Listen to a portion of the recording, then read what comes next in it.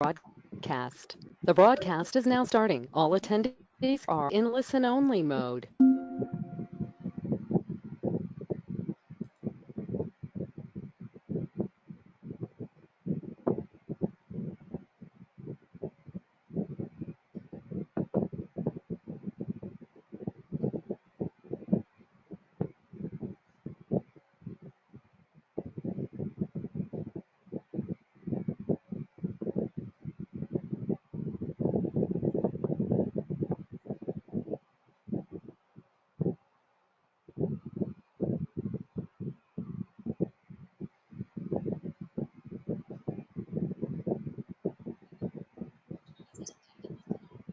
GRT की online classes में एक बार पुनः आप लोगों का स्वागत है।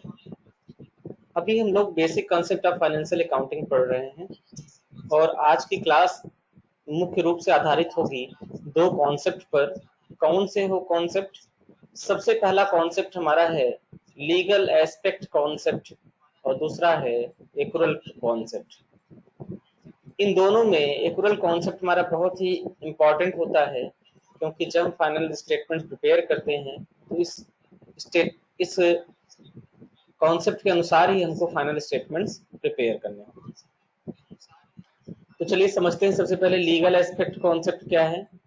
ये कॉन्सेप्ट ये बताता है, इस कॉन्सेप्ट के अनुसार सभी अकाउंटिंग रिकॉर्ड और स्टेटमेंट लीगल रिक्वायरमेंट के अनुसार होने चाहिए, अर्थात लॉ के निर्धारित नियम के अनुसार होना चाहिए। अभी लास्ट हमने एक जो है पढ़ा था कॉन्सेप्ट, वह कॉन्सेप्ट था ऑब्जेक्टिव एविडेंस कॉन्सेप्ट। यह कॉन्सेप्ट सेम उसी कॉन्सेप्ट की तरह ही है कि यह भी कॉन्सेप्ट यही बताता है कि आप जितने भी अकाउंटिंग के रिकॉर्ड्स और स्टेटमेंट प्रिपेयर कर रहे हैं वो ऐसे हों जिसको कोर्ट में रिप्रेजेंट किया जा सके एक लीगल एविडेंस के रूप में। इस कॉन्सेप्ट में बहुत बड़ी चीज नहीं है, बस इस कॉन्सेप्ट ये बताता है कि आप जो भी चीजें प्रिपेयर कर रहे हैं उसमें ऐसे एविडेंस हों आपके पास जिन्हें आप प्रूफ कर सकते हैं ट्रांजेक्शन्स पे और बाकी सब चीजों पे। अगला कॉन्सेप्ट हम लोगों का है एक्रूअल कॉन्सेप्ट। एक्रूअल कॉन्सेप्ट ये बताता है कि इस कॉन्सेप्ट के अनुसार रेवेन्यू को अर्न, यानी अर्न का मतलब अर्निंग, जनरेट होने पर रिकॉर्ड करना चाहिए, ना कि रेवेन्यू प्राप्त होने पर। तो ये बहुत ही इंपॉर्टेंट कॉन्सेप्ट है समझने के लिए। इस कॉन्सेप्ट के अनुसार रेवेन्यू को अर्न जनरेट होने पर रिकॉर्ड होना चाहिए, ना कि रेवेन्यू प्राप्त होने पर। ठीक है, तो इस कॉन्सेप्ट को समझाने के लिए मैं आपको ले चलता हूँ एक प्रेजेंटेशन पर। इस प्रेजेंटेशन में आप एक्रूअल कॉन्सेप्ट को अच्छे से समझ पाएंगे।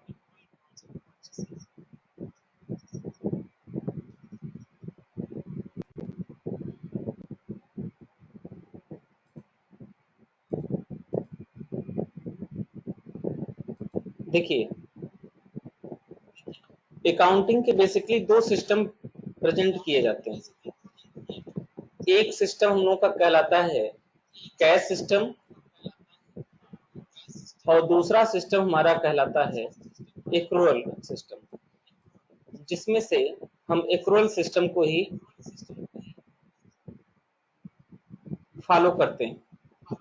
कैश सिस्टम ये बताता है कि आपको अपने बुक्स ऑफ अकाउंट में एंट्री तब करनी है जब आपको कैश रिसीव हो या आप कैश का पेमेंट करो, यानी रिसीट या पेमेंट होते समय आपको अपने बुक्स ऑफ अकाउंट में ट्रांजैक्शंस को रिकॉर्ड करना है। जबकि एक्रूअल सिस्टम ये बताता है कि जब आपने सेल्स किया उस समय आप उसको इनकम मानकर अपने बुक्स ऑफ अकाउंट्स में रिकॉर्ड करें, और जब आपने पेमेंट किया, सॉरी, जब आपका जो है सेल्स हुआ उसी समय आप उसको अपनी इनकम मानकर रिकॉर्ड कर लीजिए, ना कि कैश रिसीव होने पर। जैसे मान लीजिए कि मेरा एक बिजनेस है और मैंने अपने कस्टमर को कोई गुड्स सेल किया, यह मेरा बिजनेस मान लीजिए, और ये मेरे कस्टमर का बिजनेस। अब मैंने अपने बिजनेस से अपने कस्टमर को कुछ सेल्स किया, और यह सेल्स किया मैंने 1 अप्रैल, यानी 1/4। ठीक, तो जिस डेट में हम इसको सेल कर रहे हैं हमें उसी डेट में बुक्स ऑफ अकाउंट्स में रिकॉर्ड करना चाहिए। ठीक, ना कि जब हमको हमारा कस्टमर पैसा देगा। मान लीजिए कि अभी हमारा कस्टमर हमको जो पेमेंट दे रहा है, ये पेमेंट हमको दे रहा है 15 अप्रैल। तो अगर इस ट्रांजेक्शन को रिकॉर्ड करना है तो हमारे सामने दो केसेस बनते हैं कि हम इसको 1 अप्रैल की डेट में रिकॉर्ड करें जिस दिन हमने सेल किया था, या 15 अप्रैल की डेट में रिकॉर्ड करें जिस दिन हमको पैसा मिला। तो एक्रूअल सिस्टम ये बताता है कि आप ट्रांजेक्शन्स को उस दिन रिकॉर्ड करिए जब आप उसको अर्न कर रहे हैं। यानी अर्निंग कब किया मैंने? सेल्स किया। सेल्स किया तो मेरी इनकम जनरेट हो गई। ये बात और है कि वो इनकम मुझे 15 दिन के बाद मिल रही है, यह एक अलग कंडीशन है। लेकिन जिस डेट में हमारी सेल्स होगी हमें उसी डेट में अपने बुक्स ऑफ अकाउंट्स में इसको रिकॉर्ड करना पड़ेगा। ठीक है, समझ आ रही है ना बात? यानी जिस डेट में हम सेल करेंगे सेम उसी डेट में हम अपने बुक्स ऑफ अकाउंट्स में रिकॉर्ड करेंगे। मेरा ये सेल्स का पैसा मुझे मिला या नहीं मिला, वह कैश पर सेल हुआ या क्रेडिट पर सेल हुआ, इन सब बातों से कोई मतलब नहीं हमारे बुक्स ऑफ अकाउंट्स में। हमें सिर्फ कितना ध्यान देना है एक्रूअल कॉन्सेप्ट के अनुसार कि जिस डेट में हम सेल करेंगे उसी डेट में अपने बुक्स ऑफ अकाउंट्स में रिकॉर्ड करेंगे। सेम ऐसे कस्टमर के केस, सप्लायर के भी केस में है। ये सपोज करिए मेरा बिजनेस है और ये मेरे सप्लायर का बिजनेस, वो मेरा बिजनेस था और ये मेरे सप्लायर का बिजनेस। अब मैंने अपने सप्लायर से गुड्स परचेज किया, मैंने अपने सप्लायर से गुड्स परचेज किया। कब किया? हमने कर लिया 15 अप्रैल, एज्यूम करिए। पेमेंट हमने कब किया? पेमेंट हमने कर दिया इसका 15 मई को, 15 मई को। ठीक, अब हमको ये देखना है कि ये जो मैंने परचेजिंग किया, यह देखा जाए तो बिजनेस एक प्रकार का एक्सपेंसेस है, खर्च है। परचेज बिजनेस के लिए खर्च होता है, नॉमिनल अकाउंट के हिसाब से हम जानते हैं इसको। तो अब हमको ये सोचना है कि ये जो 15 अप्रैल है, ये जो हमारा 15 अप्रैल है, हमें अपना ये परचेजिंग जो है ये 15 अप्रैल की डेट में दिखानी है या 15 मई की दिखानी है। यानी इस एक्सपेंस को हम अप्रैल में दिखाएंगे या फिर मई में दिखाएंगे। एक्रूअल कॉन्सेप्ट यहाँ ये बताता है कि जिस डेट में आप उसको सेल्स कर रहे हैं आप उस डेट में रिकॉर्ड करें, जिस डेट में परचेज कर रहे हैं आपको उसे उस डेट में रिकॉर्ड करना चाहिए।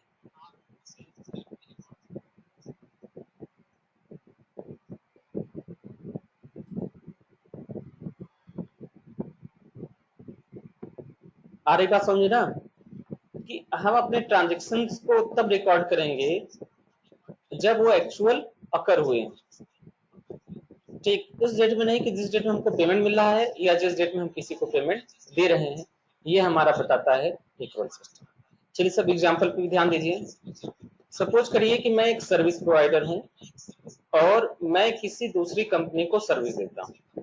ठीक है, अब यहाँ पर ये चीज है कि जिस कंपनी को मैं सर्विस देता हूं वह मुझे 1,20,000 रुपए का सालाना पेमेंट देता है। हमारा उसका एक कॉन्ट्रैक्ट हो गया है कि हम उसको सर्विस देंगे और वो उसके एवरेज में हमें पूरे साल का पेमेंट एक साथ देगा, 1,20,000 रुपए। इस तरह एक लॉन्ग टर्म हम लोगों का जो है एग्रीमेंट हुआ है जिसके आधार पर हम लोग चल रहे हैं। तो साल 2018 में उस कंपनी ने मुझे कुछ भी नहीं दिया, उसने बोला कि ठीक हम नेक्स्ट ईयर आपको पेमेंट कर देंगे। तो मेरी सेल्स कितनी हो गई उस साल के लिए? 0। अगर कैश सिस्टम के हिसाब से समझा जाए तो अच्छा 2019 में भी मुझे कोई पैसा नहीं मिला, मैंने उसको सर्विस दिया 1,20,000 रुपए की, लेकिन उसने मुझे पैसा नहीं दिया, बोला कि नेक्स्ट ईयर हम पैसा देंगे। फिर 2020 में आता है, उसने मुझे तीनों सालों का पेमेंट जोड़कर एक साथ दे दिया। उसने मुझे तीनों साल का पेमेंट एक साथ दे दिया।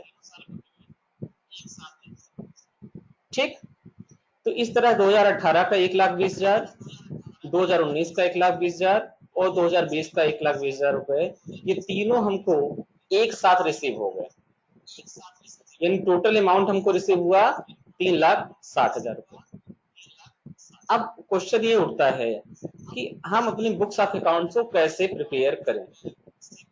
अगर हम ये तीनों का तीनों, ये 3,60,000 रुपए 2020 में शो करें अपने बुक्स ऑफ अकाउंट्स में, तो ये 2020 की इनकम बन जाएगा, जो कि एक्चुअली ये प्रॉस्पेक्ट नहीं है, क्योंकि एक्चुअली तो ये है कि हमें 2018 में भी 1,20 होना चाहिए, 2019 में भी 1,20 होना चाहिए और 2020 में भी 1,20 होना चाहिए, क्योंकि हमारा उसका एक एनुअल कॉन्ट्रैक्ट ही है जिसके आधार पर हम उसको सर्विस दे रहे हैं। तो एक्रुअल कॉन्सेप्ट इसी चीज को बताता है। एक्रुअल कॉन्सेप्ट ये बताता है कि आप 2018 की बुक में 1,20,000 की इनकम शो करिए, आप 2019 की बुक में 1,20,000 की इनकम शो करिए और 2020 की बुक में भी 1,20,000 की इनकम शो करिए, अपनी सेल्स शो करिए। ठीक, सेम ऐसा एक्सपेंस के भी केस में लगता है। सपोज करो एक मैंने इस सर्विस को देने के लिए एक मैंने स्टाफ रखा, ठीक, जिसको हम 5,000 रुपए मंथली सैलरी देते हैं, इस हिसाब से उसकी सालाना सैलरी हो गई 60,000 रुपए।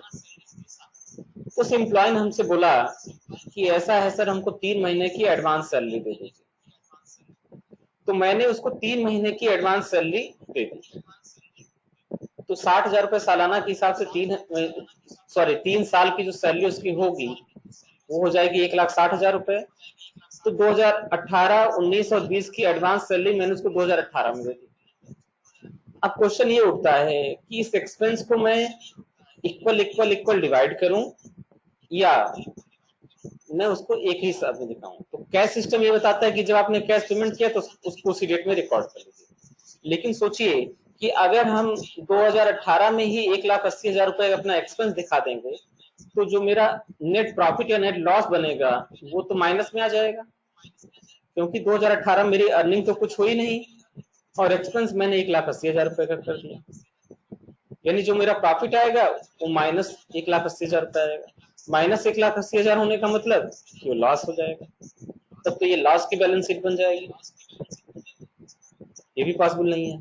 अच्छा, 2019 को देखिए, 2019 में मेरी अर्निंग 0 थी, मैंने खर्च भी कुछ नहीं किया तो ये 0 हो गया, यानी नो प्रॉफिट नो लॉस। 2020 में देखें तो हमने जो है 3,60,000 रुपए का अर्निंग किया, खर्च कुछ भी नहीं किया, तो मेरा जो है ये बन गया 3,60,000 रुपए। तो यही कैश सिस्टम का ड्रॉबैक होता है कि हम एग्जैक्टली रिपोर्ट नहीं जान पाते हैं कि किस ईयर में मुझे कितने रुपए का प्रॉफिट हुआ। अच्छा, उसी एक्रुअल सिस्टम से करेंगे तो जो 1,60,000 रुपए का मैंने पेमेंट किया था उसको मैं डिवाइड कर दूंगा 2018 की बुक में 60,000, 2019 की बुक में 60,000 और 2020 की बुक में 60,000। ठीक, तो अब 2018 का अगर हम बैलेंस शीट प्रिपेयर करेंगे तो मुझे ये पता चल जाएगा कि 2018 में मेरी अर्निंग थी 1,20,000 रुपए की, 60,000 रुपए का मैंने पेमेंट कर दिया, एक्सपेंस कर दिया, मेरा जो प्रॉफिट बचा वो 60,000। सेम ऐसे 2019 में भी 1,20,000 रुपए मेरी अर्निंग हुई, रेवेन्यू हुआ, एक्सपेंस मैंने घटा दिया 60,000 रुपए का और मेरा जो प्रॉफिट मिल रहा है वो अभी हमारा 60,000 रुपए। 2020 में भी 1,20,000 रुपए मेरी रेवेन्यू हो गई, 60,000 रुपए का एक्सपेंस हो गया और 60,000 रुपए मेरा प्रॉफिट बचा।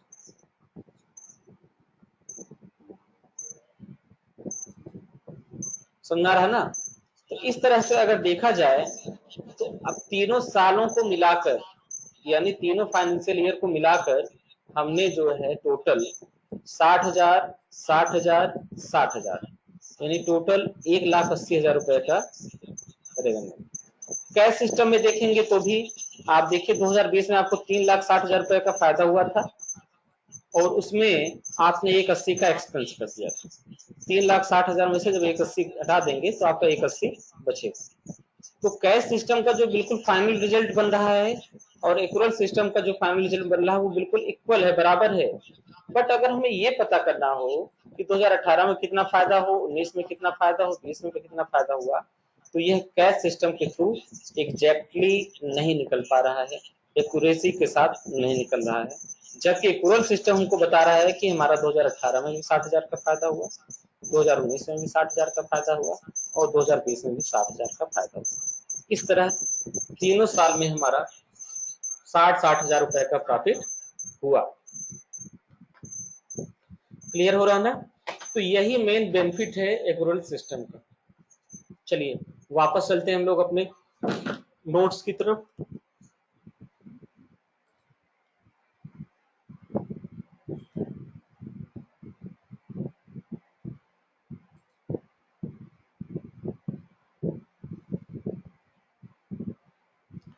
इक्वल सिस्टम यही है। इस कॉन्सेप्ट के अनुसार रेवेन्यू को अर्न यानी जनरेट होने पर रिकॉर्ड होना चाहिए। जिस डेट में रेवेन्यू जनरेट हो रहा है उसी डेट में हमको रिकॉर्ड कर लेना चाहिए, ना कि रेवेन्यू प्राप्त होने पर उसे रिकॉर्ड करना चाहिए। ठीक उसी प्रकार एक्सपेंस होने पर रिकॉर्ड किया जाना चाहिए, ना कि एक्सपेंस का पेमेंट करने पर। अर्थात ट्रांजैक्शन की इनकम अर्न होने पर रिकॉर्ड करना चाहिए और एक्सपेंस खर्च होने पर रिकॉर्ड करना चाहिए। समझ आ रहा ना? ये हमारा बताता है एक्यूरल कॉन्सेप्ट। आप लोगों को इंग्लिश में नोट्स पहले से दिए जा चुके हैं। आई होप कि आप लोग जो है उस नोट से पढ़ाई कर रहे होंगे। अगर उस नोट से पढ़ेंगे उसके बाद आप क्लास अटेंड करेंगे तो क्लास आपको बेहतर तरीके से समझ में आएगी। उसके बाद भी अगर कोई प्रॉब्लम होती है तो आप ग्रुप में उस चीज को बताएं कि नोट्स को पढ़ने में क्या दिक्कत आ रही है, कौन से ऐसे वर्ड्स हैं जिसकी मीनिंग आपको क्लियर नहीं हो पा रही है। आजकल इंटरनेट सबके फोन में होते हैं, कोई भी वर्ड्स आपको अगर ऐसा लग रहा है कि जिसकी मीनिंग आपको क्लियर नहीं हो रही है, आप उसको गूगल ट्रांसलेटर से ट्रांसलेट कर लें। आप पूरे पूरे जो है सेंटेंसेस को भी ट्रांसलेट कर सकते हैं, उससे बेसिकली एक आइडिया मिल जाएगा। फिर भी अगर आइडिया नहीं मिल पा रहा है तो आप उसको ग्रुप में पूछें, पहले एक बार खुद ट्राई करें। इस तरह से अगर कोशिश करेंगे तो चीजों को सीख जाएंगे।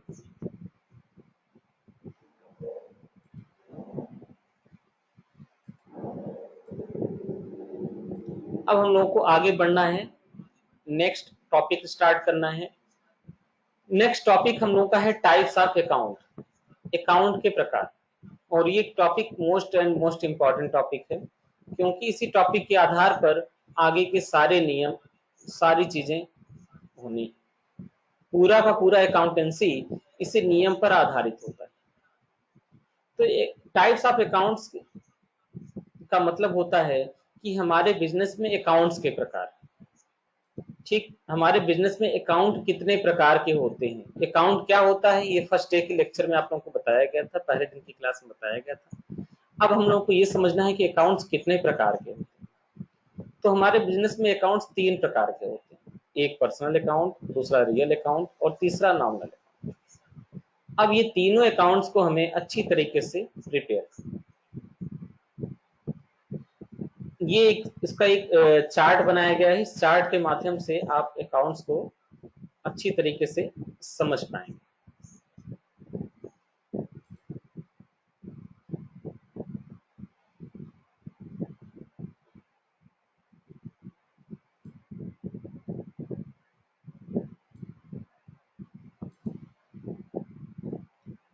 तो अब आप लोगों से एक बार यही कहेंगे कि अपने फोन में इसका एक स्क्रीनशॉट ले लीजिए।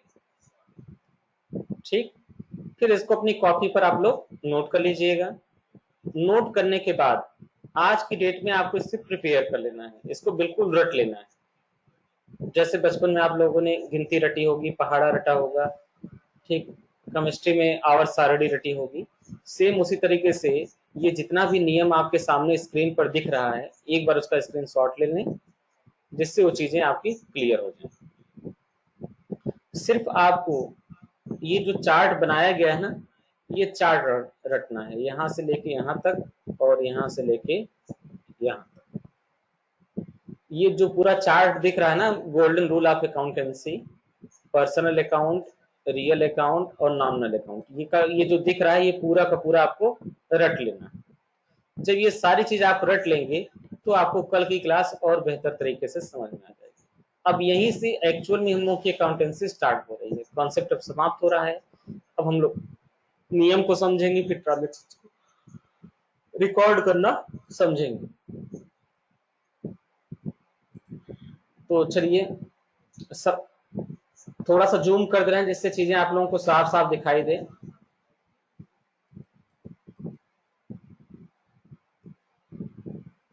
अब गोल्डन रूल ऑफ अकाउंटेंसी बहुत ही इंपॉर्टेंट चीज है। गोल्डन रूल ऑफ अकाउंटेंसी में अकाउंटेंसी के नियम को डिस्कस किया गया है।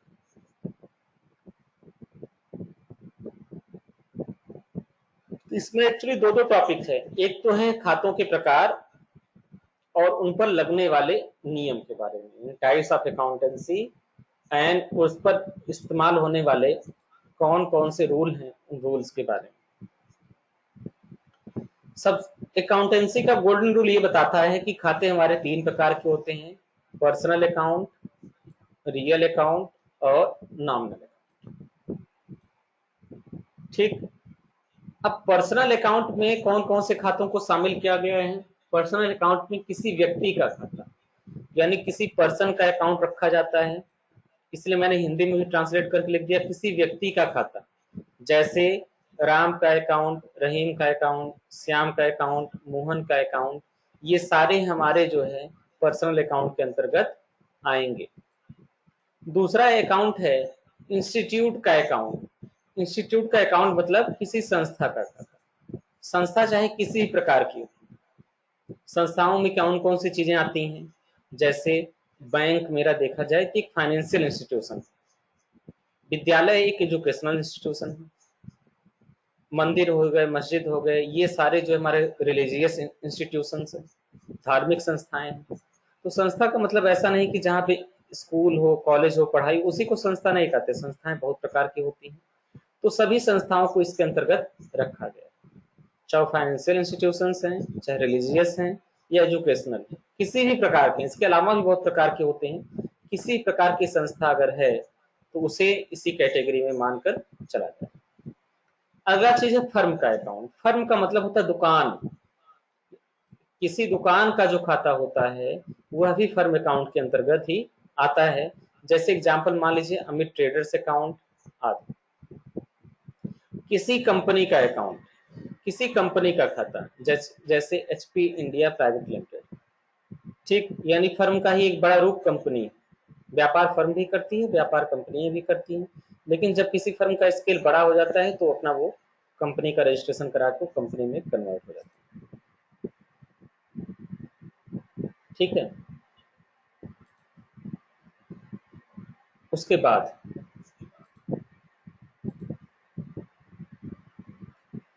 बैंक का अकाउंट। किसी बैंक का अकाउंट भी हमारा पर्सनल अकाउंट के अंतर्गत आता है।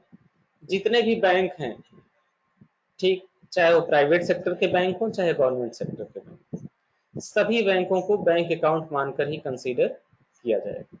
जैसे पीएनबी का अकाउंट, एसबीआई का अकाउंट आदि। नेक्स्ट है हम लोग को कैपिटल अकाउंट। कैपिटल अकाउंट का मतलब होता है पूंजी का खाता।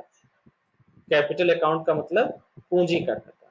किसी व्यापार को प्रारंभ करने में जितना भी पैसा लगाया जाता है उन सबको पर्सनल अकाउंट मानकर ही चला जाएगा और उनके ऊपर पर्सनल अकाउंट का ही नियम लगेगा। ड्राइंग। ड्राइंग का मतलब होता है आहरण।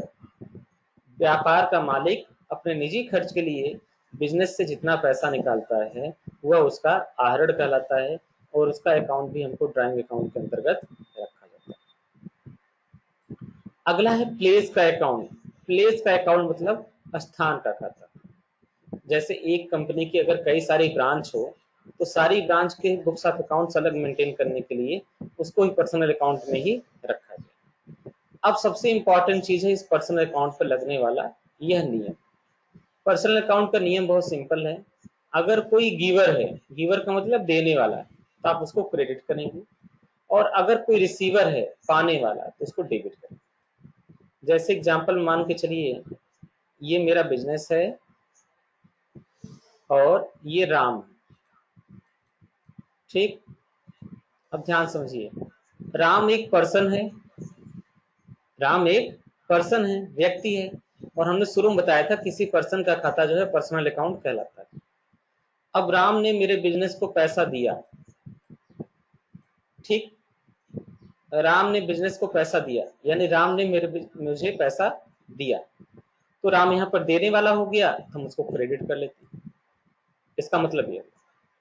और बिजनेस बिजनेस में कैश आ रहा है, आगे हम लोग देखेंगे कि कैश जब बिजनेस में आता है तो उसको डेबिट करते हैं। तो आगे की चीज अभी सिर्फ इतना समझिए, एक पक्ष आप समझ लीजिए कि राम एक पर्सन है और बिजनेस को पैसा दे रहा है, इसलिए हम इसको क्रेडिट करेंगे। सेम ऐसे कोई कंपनी हो गई, मान लो रमेश ट्रेडर्स है, अगर वो बिजनेस को पैसा दे रहा है तो उसको क्रेडिट करेंगे। हम जब राम को पैसा देंगे, मान लीजिए हम किसी भी कारण राम को पैसा दे रहे हैं, तो राम रिसीवर हो जाएगा, पाने वाला हो जाएगा, तो पाने वाले को डेबिट करते हैं, इसलिए हम उसको डेबिट करेंगे।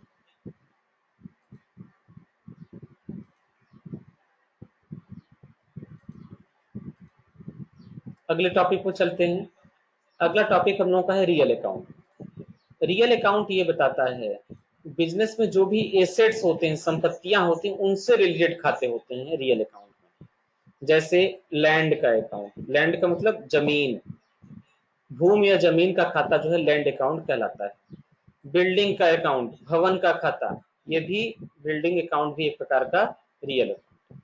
फर्नीचर का अकाउंट, फर्नीचर का मतलब होता है कि जितनी भी चीजें फर्नीचर के अंतर्गत आती हैं, जैसे टेबल हो गया, चेयर हो गया, बेंच हो गया, डेस्क हो गया, अलमारी हो गई, ये सब जो है प्रकार के फर्नीचर के अंतर्गत आते हैं। कंप्यूटर का अकाउंट मतलब कंप्यूटर और उससे संबंधित जितने भी चीजें हैं, कंप्यूटर हो गया, प्रिंटर हो गया, स्कैनर हो गया, सीसीटीवी हो गया, सब जो है एक प्रकार के रियल अकाउंट ही रखे जाएंगे। मशीनरी का अकाउंट, मशीनें, आपके व्यापार को चलाने के लिए जितनी भी छोटी बड़ी मशीनें आपने लगाया है, सबको रियल अकाउंट के अंतर्गत कंसीडर किया जाएगा। कैश ना, यानी पैसा, आप जानते ही हैं, यह भी एक प्रकार का हमारा रियल अकाउंट माना जाएगा। उसके बाद इन्वेस्टमेंट का अकाउंट। इन्वेस्टमेंट का मतलब ये होता है कि अगर हम लाभ कमाने के उद्देश्य से हम कहीं पर भी पैसा लगाते हैं तो वो इन्वेस्टमेंट कहलाता है। तो वह भी मेरा बिजनेस के लिए एक प्रकार का एसेट से हो। जैसे मेरे एक दोस्त ने बोला कि भाई जो है इस स्कीम में पैसा लगा दो और 5 साल बाद आपका पैसा डबल हो जाएगा। तो मेरे मन में एक बात आई कि हाँ ठीक है, अच्छी बात है। तो मैंने बिजनेस से कुछ पैसा निकाला और उसको उस स्कीम में जमा किया। ठीक, तो वह मेरा इन्वेस्टमेंट का अकाउंट कहलाएगा। व्हीकल का खाता, वाहन। कई बार आप देखिए व्यापार को चलाने के लिए, व्यापारिक गतिविधियों के लिए हम बहुत से प्रकार के वाहनों का परचेज करते हैं, जिसमें टू व्हीलर्स भी आते हैं ना, माल को ढोने वाले भी गाड़ियां आती हैं, बड़े बड़े ट्रक हैं ट्रांसपोर्ट के काम में जो इस्तेमाल हो रहे हैं, ट्रैक्टर हैं, जितनी भी चीजें हैं, ठीक, जितनी भी वाहन है जिसका इस्तेमाल हम अपने बिजनेस में करते हैं, वो सारे हमारे जो है व्हीकल कहलाते हैं, वाहन कहलाते हैं। और इस तरह देखा जाए तो बिजनेस में ढेर सारे एसेट्स हैं। तो हम अपने बुक्स ऑफ अकाउंट में कितने सारे एसेट्स बना पाएंगे, ठीक। इसलिए मैंने एक तरीके से इसको समझा दिया कि ऑल एसेट्स, यानी ऐसी सभी संपत्तियां having life more than 1 year, जिनकी यूजफुल लाइफ 1 साल से ज्यादा हो, उनको एसेट्स मान लिया जाए। कंप्यूटर, प्रिंटर, स्कैनर, सीसीटीवी, जितने भी मशीनें हैं, वाहन हैं, ये सारे हमारे एक प्रकार के रियल अकाउंट कहे जाएंगे। इसीलिए मैंने लिख दिया अदर एसेट्स, जितने भी एसेट्स हैं having life more than 1 year, जिनकी यूजफुल लाइफ 1 साल से ज्यादा है, जिनको आपको लगता है कि 1 साल से ज्यादा है, ठीक। मान लीजिए कि आपने एक फोन खरीदा अपने जो है ग्राहकों से बात करने के लिए, आपकी किसी चीज की बिजनेस है और अपने ग्राहक से बात करने के लिए आपने एक फोन परचेज किया, तो वह फोन भी आपका एक प्रकार का एसेट्स बन जाएगा, क्योंकि फोन कम से कम चलेगा तो 1 साल तो चलेगा ही चलेगा। तो वही बोला जा रहा है इसकी यूजफुल लाइफ 1 साल से ज्यादा है, उसको हम जो है मानकर चलेंगे। अब इन सबके ऊपर नियम क्या लगना है, इन सबके ऊपर जो नियम लगने वाला है वो बहुत सिंपल सा नियम क्या है। वह नियम हमको ये बताता है जो वस्तु या धन व्यापार में आए, जो वस्तु या धन व्यापार में आए उसे डेबिट किया जाए, और जो वस्तु या धन व्यापार से जाए उसे क्रेडिट किया जाए। यह नियम रियल अकाउंट के ऊपर लागू करेगा। अगर कोई वस्तु या कोई धन व्यापार में आ रहा है तो उसको डेबिट करिए, अगर कोई वस्तु या धन व्यापार से जा रहा है तो उसको क्रेडिट करिए। यही रियल अकाउंट का नियम है। कोई भी एसेट्स आपके व्यापार में आ रहा है तो उसको डेबिट, और जा रहा है तो क्रेडिट। चलिए मैं एक छोटा सा एग्जांपल देके बता दे रहा हूँ, बाकी ट्रांजैक्शन सॉल्व कराए जाएंगे तो आपको अच्छे से क्लियर हो जाएगा। एज्यूम करिए कि यह मेरा बिजनेस है ना, और मैं एक दुकान पे जाता हूँ अपने बिजनेस के लिए एक लैपटॉप लेने के लिए। मेरा उद्देश्य ये था कि मैं लैपटॉप खरीदूं और उस पर टैली सॉफ्टवेयर लगा के अकाउंटेंसी का काम किया जाए, जिससे फाइनेंशियल रिपोर्ट तैयार हो जाए और बिजनेस की एक्टिविटी को, रिजल्ट को समझा जा सके। तो मैं गया किसी दुकान पर, तो मान लीजिए कि ये शॉपकीपर है, कोई दुकानदार है, मैं इसके पास गया, मैंने बोला कि लैपटॉप दिखाइए, उसने मुझे लैपटॉप दिखाया, एक लैपटॉप मुझे पसंद आ गया, मैंने क्या किया, उसे पैसा दे दिया। ठीक, पैसा देने का मतलब कैश दे दिया, मैंने उसको कैश दे दिया और लैपटॉप लेकर मैं चला आया। इससे हुआ क्या, मेरे बिजनेस से कैश चला गया उस शॉपकीपर के पास, और उस शॉपकीपर का जो लैपटॉप था वो मेरे पास आ गया। आया ना? बिल्कुल सिंपल तरीके से आप इसको समझिए। ये लैपटॉप, ठीक, मेरे बिजनेस से कैश गया और लैपटॉप आ गया। अब जब आप चेक करेंगे तो आपको इस चार्ट में ही पता चल जाएगा कि कैश एक प्रकार का रियल अकाउंट है। अभी जस्ट मैंने आपको बताया था कि कैश एक रियल अकाउंट। अब रियल अकाउंट जैसे आपको पता चल गया, अब आप क्वेश्चन ये करेंगे क्या कैश व्यापार में आ रहा है या जा रहा है। तो यहाँ पर देखिए लिखा गया है कि जो वस्तु या धन व्यापार में आए उसे डेबिट किया जाए। तो आप बताइए कैश में व्यापार से जा रहा है और जाने वाली चीज को करते हैं क्रेडिट, इसलिए हम यहाँ पर कैश को कर देंगे क्रेडिट। ठीक, सेम ऐसे ये जो लैपटॉप है ये मेरे व्यापार में आ रहा है, मैंने लैपटॉप खरीद लिया तो लैपटॉप को लेकर तो अपने बिजनेस में ही आएंगे ना। ठीक, तो अब ये लैपटॉप मैंने खरीद लिया, लैपटॉप मेरे बिजनेस में आ गया, तो जो वस्तु या धन व्यापार में आता है उसको डेबिट करते हैं, क्योंकि लैपटॉप भी मेरे बिजनेस का एक एसेट्स है। तो यानी कैश भी एक प्रकार का एसेट्स है और ये लैपटॉप भी एक प्रकार का एसेट्स है। एक व्यापार में आ रहा है और एक व्यापार से जा रहा है। आने वाले को डेबिट और जाने वाले को क्रेडिट करिए, इसलिए हम यहाँ लैपटॉप को कर देंगे डेबिट और कैश को कर देंगे क्रेडिट। तो बहुत ही सिंपल है। ठीक, आई होप ये सारी चीजें आपको समझ में आ गई होंगी। नहीं समझ में आ रहे हैं तो कोई दिक्कत नहीं है, अभी आप लोग सिर्फ जो है इस नियम को रटना है, आप नियम को रट कर बिल्कुल तैयार कर लेना। ठीक, क्योंकि अगर ये नियम आज की डेट में आप तैयार नहीं करेंगे तो कल से होने वाली सारी क्लास आपको समझ में नहीं आएगी। तो चलिए हम लोग नेक्स्ट देखते हैं। नेक्स्ट हम लोगों का है नॉमिनल अकाउंट।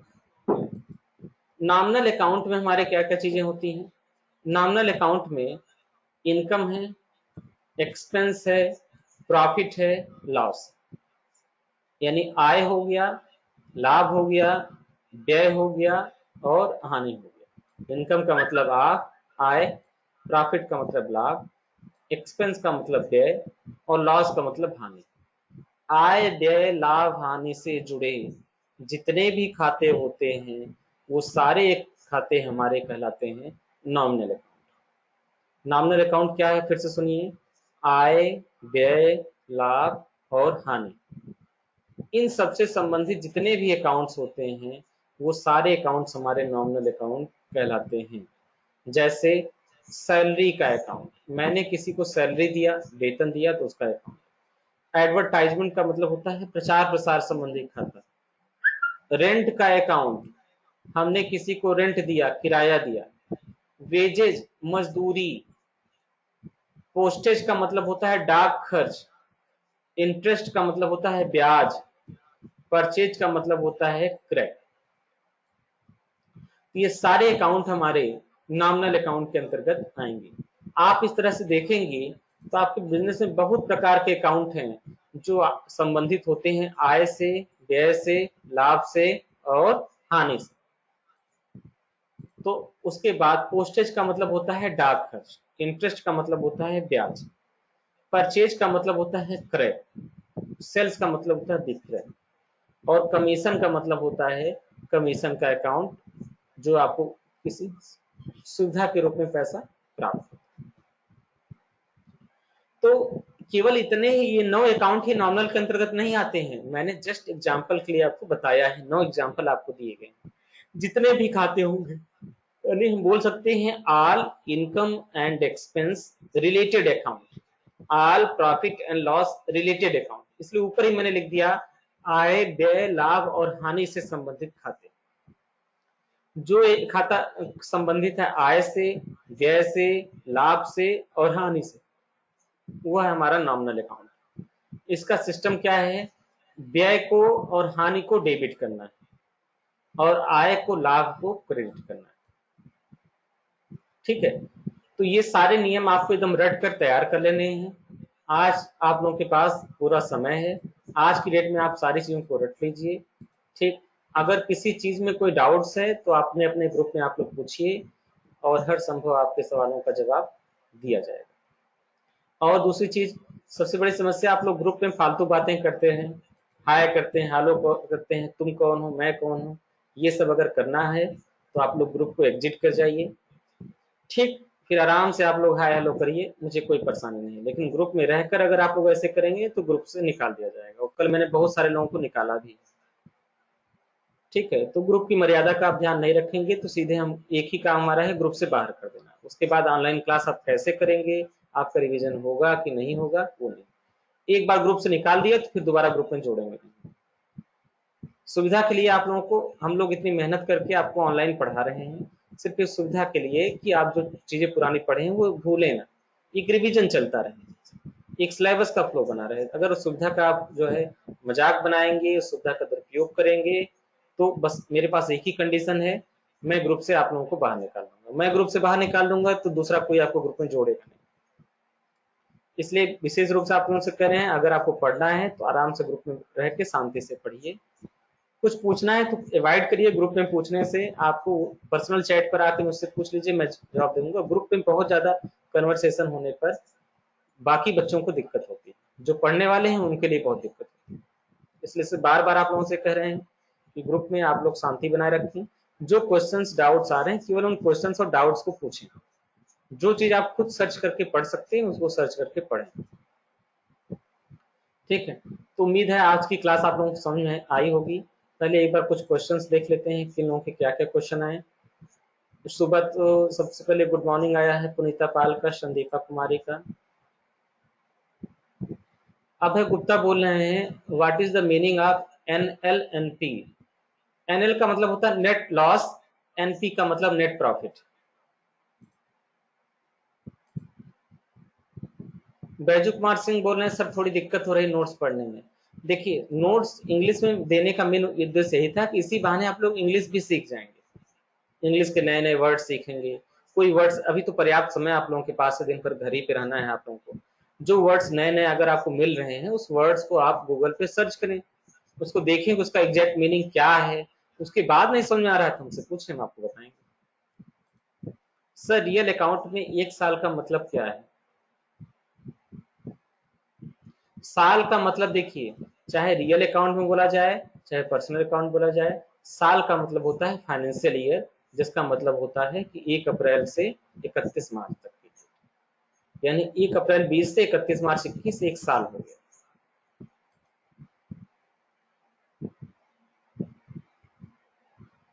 ठीक, सत्यम मिश्रा क्वेश्चन सर पीडीएफ वाला वीडियो सेंड कर दीजिए विंडोज 7। अच्छा ठीक है, तो कल मैंने ऑनलाइन तरीका बताया था, अगर वो तरीका नहीं सफल हो पाया है तो ठीक है, उसका वीडियो मैं खुद बना के भेजूंगा। ठीक है, और कुछ तुम लोगों के क्वेश्चंस आए नहीं है?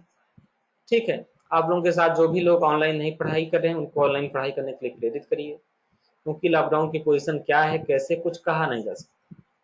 अगर छूट मिली भी तो छूट इतनी मिलेगी कि दुकानें ओपन हो जाएं, जरूरत की चीजें ओपन हो जाएं।